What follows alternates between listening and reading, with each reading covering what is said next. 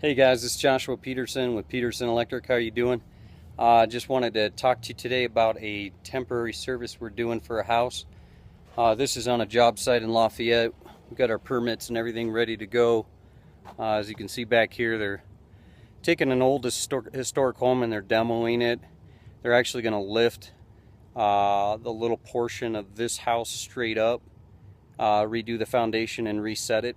And it's all because of the easement, and if they keep a certain amount of the house, that the historic zoning will allow them to keep the house where it's at.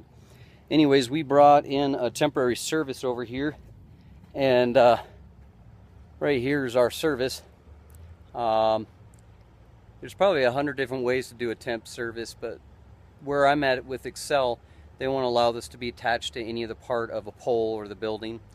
So anyways, we ran up just a 10-foot 4x4 large stud, which is for fence posts. Ran up our service mast here, and then we came down, and then right here is our meter, all combo load. The inspector just passed it, and he just said that as of October, November, I have to have a bypass lever, so I'll have to probably rip out that guts right there and then put a new one in with a bypass lever, because I didn't realize Excel was going to make me do that for temp services. It's kind of weird how they're going to make me do that when it's only up for 6 months at the max. We put a light here that's got a photo eye.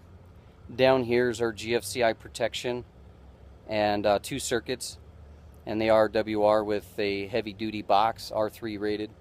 We did our grounding as well, so we just use this as a post to hold it. This is a 1/2-inch piece of EMT, and then we just did 2 ground rods, one here, but I did pick up my EMT that's holding this post all the way around. It seems a little excessive, but considering the fact that here's my second ground rod, considering the fact that my post is completely an insulated item with 7/16 lags going in it as a crisscross, is a great aspect if there's a lightning storm to be a grounding electrode running straight up to that post to catch it on fire.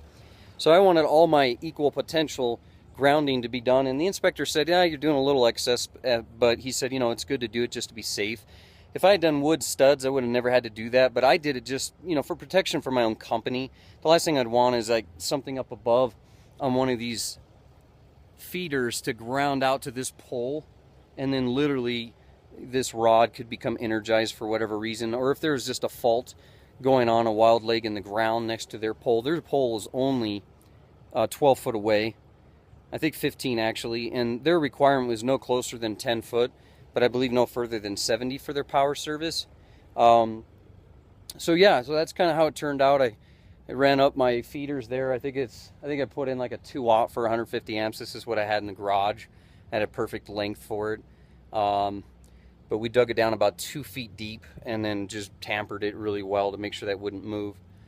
So anyways, guys, thanks for joining us. We do temp services like that and rewire historic homes, all kinds of stuff like that. So give us a call if we can help you, 720-641-8866.